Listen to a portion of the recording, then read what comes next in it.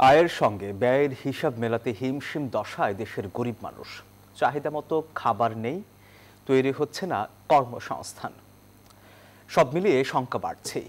বিশ্বব্যাংকের প্রতিবেদন বলছে, সামাজিক সুরক্ষা কর্মসূচিও যেন ধনীদের জন্য, সিংহভাগই যাচ্ছে তাদের পেটে। আর বিশ্লেষকরা বলছেন, দারিদ্র্য কমানোর ক্ষেত্রে সঠিক পথে নেই বাংলাদেশ। বিস্তারিত জানাচ্ছেন সহকর্মী রিয়াদ সুমন। ধনী গরিবের আয় বৈষম্যের ধারা অব্যাহত থাকার পাশাপাশি এখনও বেড়েই চলেছে দারিদ্র্যের হার।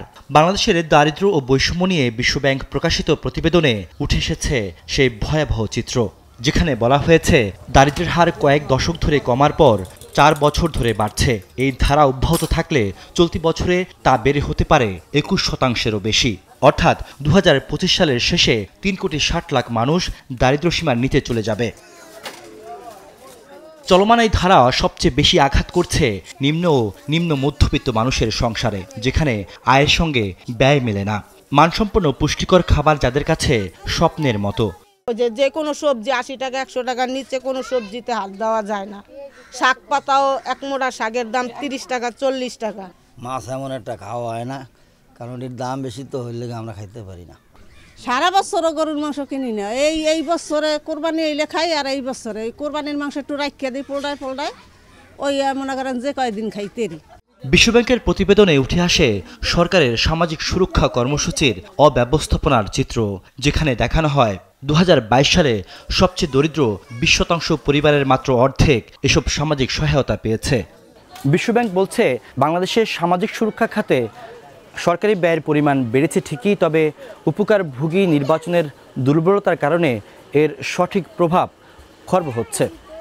এর কারণ, ধনীরা এর সুবিধা বেশি পাচ্ছে, বঞ্চিত হচ্ছে গরিব শ্রেণীর মানুষ, যার কিছুটা বাস্তব চিত্র লক্ষ্য করা গেছে রাজধানীর ভাসানটেকের বস্তিবাসীর বক্তব্যে। আয় ঠিকই কানে শুনি, কিছু পাই না। আয় কানে শুনি এত তো পাই না, কিছুই পাই না বাবা।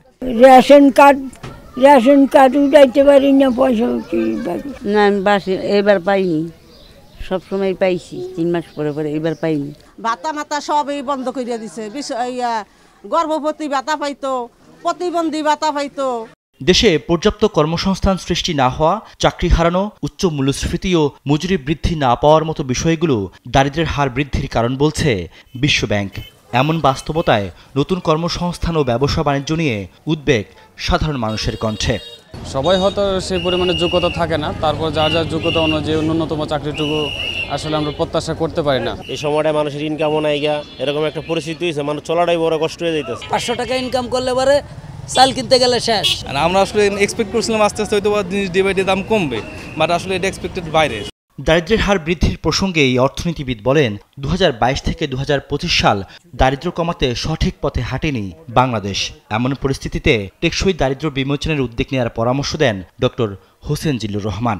এটা হচ্ছে যে গত ধরেন 3 বছরে বা 4 বছরে এটা কিন্তু ঊর্ধ্বমুখী হয়েছে, তার মানে কমে নাই।